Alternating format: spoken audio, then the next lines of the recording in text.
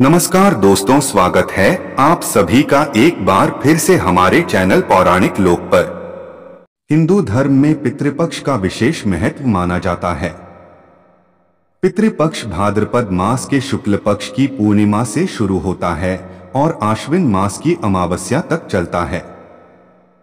हिंदू धर्म में माता पिता की सेवा को सबसे बड़ी पूजा माना गया है। इसलिए धर्मशास्त्रों में पितरों का उद्धार करने के लिए पुत्र की अनिवार्यता मानी गई है।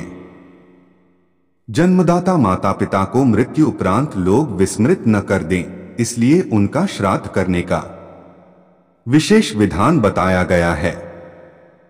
पितृपक्ष में किए गए कार्यों से पूर्वजों की आत्मा को शांति प्राप्त होती है तथा कर्ता को पितृ ऋण से मुक्ति मिलती है। आत्मा की अमरता का सिद्धांत तो स्वयं भगवान श्री कृष्ण गीता में उपदेशित करते हैं।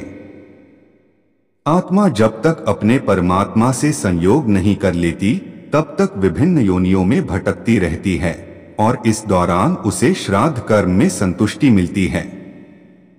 तो मित्रों, आज हम आपको सुनाने जा रहे हैं इसी श्राद्ध पक्ष से जुड़ी हुई बहुत ही अद्भुत कहानियां।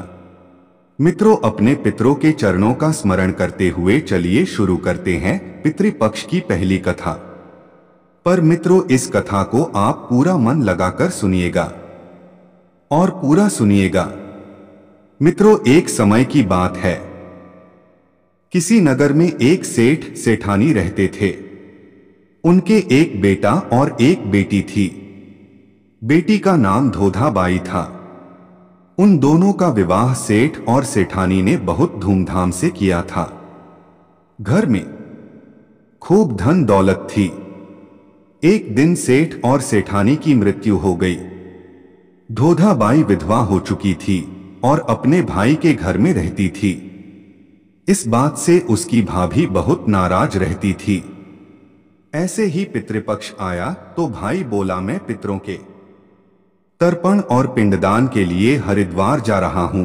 तुम मेरे जाने के बाद मेरी बहन को बुलाकर 15 दिन तक भोजन करवा देना। जो भी सामान चाहिए मैं लाकर रख देता हूं। पत्नी बोली कि ठीक है। सामान लाकर रखने के बाद वो हरिद्वार चला गया। उसके जाने के बाद उसकी पत्नी बोली कि मेरी बहन का नाम पौधा है और ननद का नाम धोधा है। धोधा को भोजन ना करवाकर पौधा को भोजन करवा देती हूं। ऐसा सोचकर वह अपनी बहन को 15 दिन तक आकर भोजन करने के लिए कह आई। अपनी बहन को खाने के लिए कहने के बाद उसने ननद को घर से बाहर निकाल दिया और बाहर खेत में ननद और उसके बच्चों के लिए झोपड़ी डलवा दी। अपने बच्चों के साथ धोधाबाई झोपड़ी में रहने लगी। सुबह शाम वह धोधा को घर का काम करने के लिए बुला लेती थी। धोधा भाई के घर जाकर घर का सारा काम कराती थी। धोधाबाई लकड़ी की भारी लेने रोज जाती थी। उसी से गुजरा होता था। परंतु भाभी ने काम के लिए बुलाया तो उसने लकड़ी की भारी लाना छोड़ दिया। काम के बदले में भाभी बचा खुचा खाना उसे खाने को दे देती थी। जब भी वह भाभी के घर से आती तो आटा छानने वाला कपड़ा अपने साथ ले आती थी। घर आकर उस आटे में सने कपड़े को पानी में घोलकर चूल्हे पर चढ़ाकर पकाकर बच्चों को देती और कहती कि खीर है, खा लो। बच्चे वही खाकर सो जाते थे। ऐसे ही उसका समय बीत रहा था। एक बार भाभी ने उसे आटा छानने वाला कपड़ा ले जाते देख लिया। भाभी धोधा से बोली, बाई जी, आटा छानने का कपड़ा कहाँ ले जा रही हो? इसे यहीं छोड़कर जाया करो। धोधा ने कहा कि ठीक है। उस दिन भाभी ने उसे बचा खुचा भोजन भी नहीं दिया। भाभी बोली, कल आपकी मां का श्राद्ध है, बिना बुलाए तो आना मत। हाँ, आंगन में लगा ये पीपल का पेड़ अगर अपनी जगह से हिले तो आ जाना। ये सुनकर धोधा बेहद दुखी हुई और रोती रोती अपने घर चली गई। घर पहुंची तो बच्चे बोले, मां भूख लगी है, कुछ खाने को दो। वह बच्चों से बोली कि बेटा आज हम सबका उपवास है, इसलिए खाना नहीं खाना है, आज भूखे की सो जाओ। अगले दिन बच्चे बोले कि मामी ने कहा था कि आज नानी का श्राद्ध है तो चलो वहां चलते हैं। तो धोधा बोली कि बेटा मामी ने कहा था कि आंगन में लगा पीपल का पेड़ अगर अपनी जगह से हिले तो आ जाना। तुम बताओ कभी पेड़ हिलता है? पत्ते हिलते हैं, टहनियां हिलती है, कभी पेड़ को हिलते देखा है? उसने बच्चों को डांट समझाया कि बिना बुलाए नहीं जाना चाहिए। शाम हुई तो उसके भतीजे आए और बोले बुआ मां ने भोजन भेजा है। उसने देखा कि भोजन के नाम पर 2 सूखी रोटियों के ऊपर थोड़े से चावल रखे थे।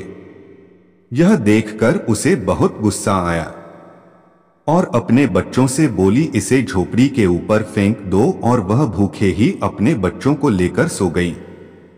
सारी रात गंगा मां को याद करती रही और प्रार्थना करती रही कि हे मां गंगा, मेरे भाई की रक्षा करना, वो हमारी रक्षा करेगा। अगले दिन फिर भाभी आई और बोली बाई जी कल तुम्हारे पिता का श्राद्ध है, बिना बुलाए मत आना, लेकिन आंगन में लगा पीपल का पेड़ हिले तो आ जाना। अगले दिन भी वे भाभी के घर भोजन के लिए नहीं गईं। शाम को फिर उसके भतीजे आए और 2 सूखी रोटियां चावल के साथ दे गए। उसने फिर वह रोटी और चावल झोपड़ी के ऊपर फिकवा दी और भूखे ही बच्चों को लेकर सो गई और सारी रात रोती रही मां गंगा से प्रार्थना करती रही कि हे मां गंगा, मेरी भाई की रक्षा करना, वो हमारी रक्षा करेगा। इस तरह पितृपक्ष के 16 दिन बीत गए। उसका भाई वापस आया तो उसने देखा उसके घर के आंगन में कीचड़ ही कीचड़ भरा हुआ है। उसने अपनी पत्नी से पूछा कि इतना कीचड़ क्यों है? मेरी बहन और भांजे कहाँ हैं? तो उसकी पत्नी बोली श्राद्ध के पूरे 16 दिनों तक मैंने तुम्हारी बहन और भांजों के पैर कच्चे दूध से धोए हैं, इसलिए यहां कीचड़ हो रहा है। तुम्हारे पीछे से मैंने उनकी खूब सेवा की, खीर पूरी खिलाई, फिर भी वो मुझसे नाराज होकर खेत में झोपड़ी डालकर रह रही हैं। भाई खेत पर पहुंचा तो वह देखता क्या है कि वहां कोई झोपड़ी नहीं थी। वहां एक आलीशान महल बना हुआ था जिसके आंगन में उसके भतीजे खेल रहे थे।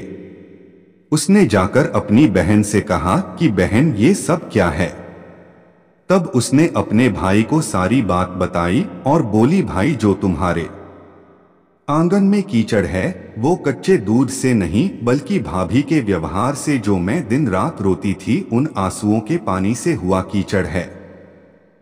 माता पिता के श्राद्ध पर भाभी ने कहा पीपल का पेड़ हिले तो आ जाना, बिना बुलाए मत आना। पीपल का पेड़ हिला नहीं तो हम गए नहीं, और शाम को उन्होंने 2 रोटी और चावल भिजवाए जिसे मैंने गुस्से में झोपड़ी के ऊपर फेंक दिया था। माता पिता के आशीर्वाद तुम्हारे साथ और गंगा मैया की कृपा से ये सूखी रोटियां सोने में और चावल हीरे मोतियों में बदल गए, जिसके प्रभाव से ये सब हुआ है।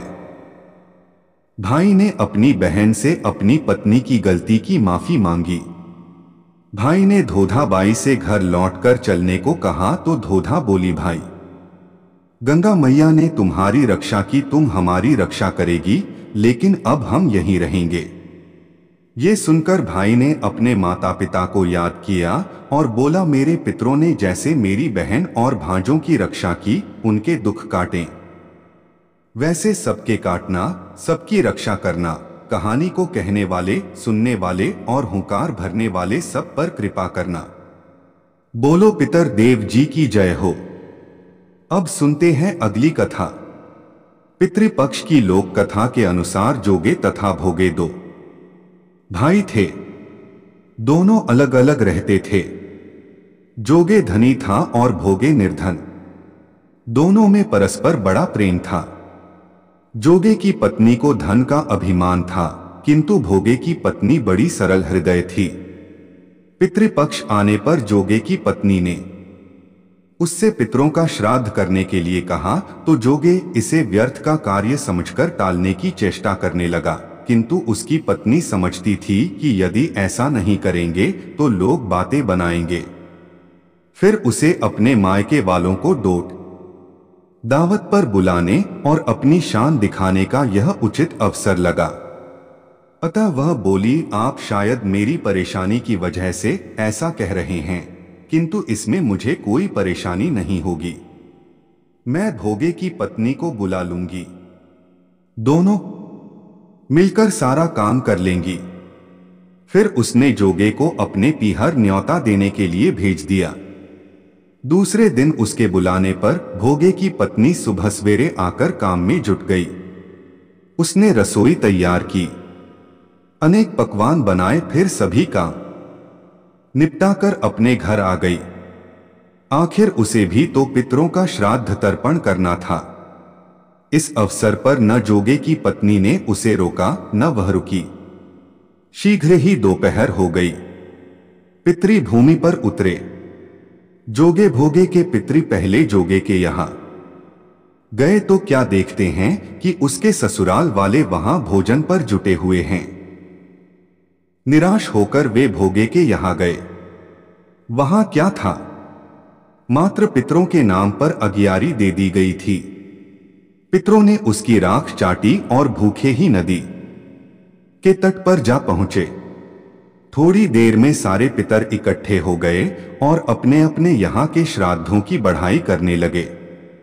जोगे भोगे के पितरों ने भी अपनी आपबीती सुनाई। फिर वे सोचने लगे, अगर भोगे समर्थ होता तो शायद उन्हें भूखा न रहना पड़ता, मगर भोगे के घर में तो 2 जून की रोटी भी खाने को नहीं थी। यही सब सोचकर उन्हें भोगे पर दया आ गई। अचानक वे नाच नाच कर गाने लगे, भोगे के घर धन हो जाए, भोगे के घर धन हो जाए। सांझ होने को हुई। भोगे के बच्चों को कुछ भी खाने को नहीं मिला था। उन्होंने मां से कहा, भूख लगी है। तब उन्हें टालने के लिए गरज से भोगे की पत्नी ने कहा, जाओ, आंगन में हौदी औंधी रखी है, उसे जाकर खोल लो और जो कुछ मिले बांटकर खा लेना। बच्चे वहां पहुंचे तो क्या देखते हैं कि हौदी मोहरों से भरी पड़ी है। वे दौड़े दौड़े मां के पास पहुंचे और उसे सारी बातें बताईं।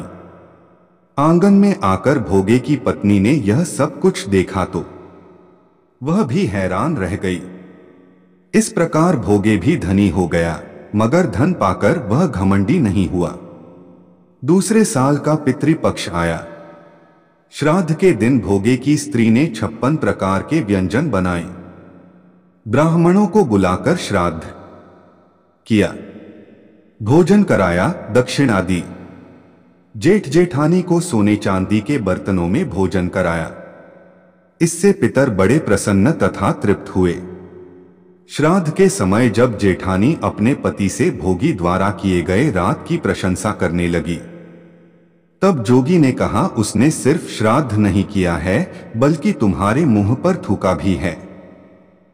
यह बात सुनकर जोगी की पत्नी को बहुत शर्म आई।